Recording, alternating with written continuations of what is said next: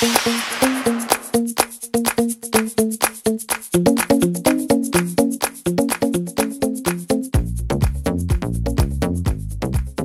so basically what we're doing is we're just checking general operation of the system.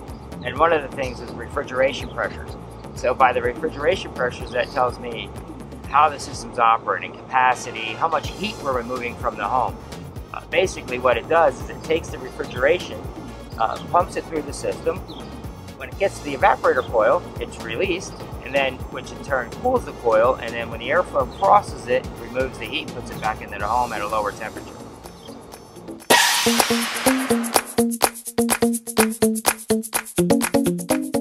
As a troubleshooter, or even as a senior tech, what I find is the most misdiagnosed component in an AC system is the compressor.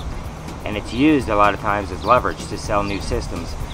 Whether it's misdiagnosed or used as a tool, it is considered catastrophic. And in most cases, they can be replaced.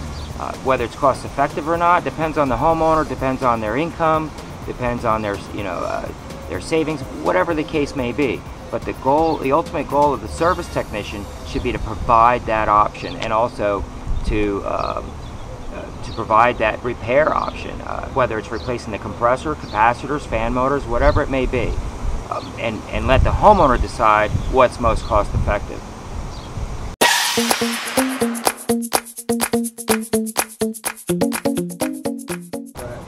Alright, basically down here is a very common problem. This is a little 3-amp fuse, kind of like the ones you see under your dashboard in your car. And these will fail for lots of small reasons, but they'll also be used as a selling tool. This is something I can change very easily and very inexpensively.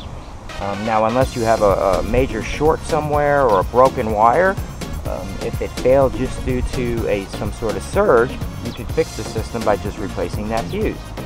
Now, there is some other troubleshooting that should be done to make sure there are no shorts or anything that caused it besides the surge, but that's a very common problem and a very easy solution to get it back running again.